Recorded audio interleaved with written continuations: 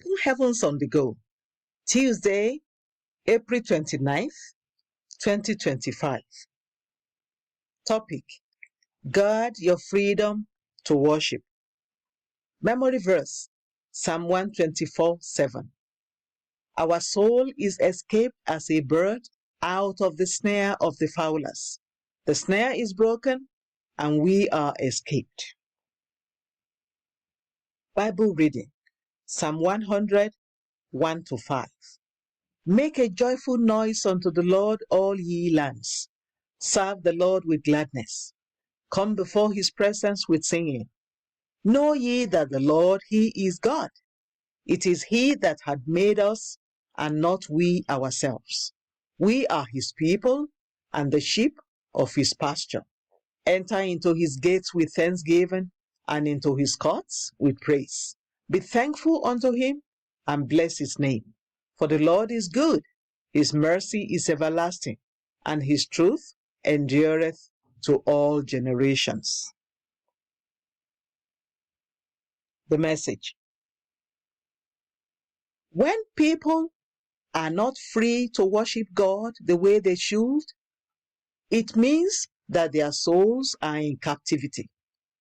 For example, when God sent Moses to Pharaoh to release the Israelites, he said, "Let my people go so they can worship me."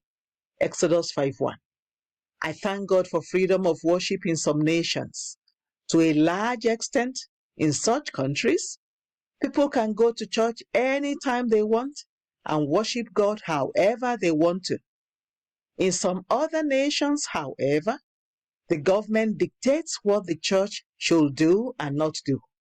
For example, they try to force pastors to join people of the same gender in marriage. One of the RCCG pastors in a particular country was arrested because he addressed some people as ladies and gentlemen. They said it was an insult because not all of them were ladies or gentlemen. The aim of all these is to change the way Christians worship God and force them to worship him the way unbelievers want them to. Beloved, God's standard remains sure. You must not adapt to ungodly practices, especially within the church, just because the people at the top say so. When you adapt, that's slavery.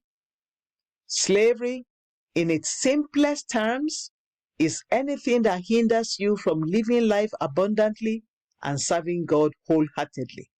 Whenever you see such things around you, guard your heart and your territory. Many Christians are already adhering to the ways of the world because of ungodly policies, and you must pray that those chains of bondage be broken speedily. When the chain of bondage was broken in Egypt, the principal thing that Pharaoh said was, "Go and worship God the way you want." Often, policies that endanger people's souls don't appear to be evil at first. This is why we must be sober and vigilant as believers. We must be sensitive and careful about the things we permit within and around us. Many believers keep saying it doesn't matter until their consciences become seared with the hot iron of immorality and darkness. 1 Timothy 4:2. If it doesn't conform to God's will, it matters to God, and it should matter to you too. Beloved, if you have been chained such that you can no longer serve God wholeheartedly, I pray that God will deliver you today.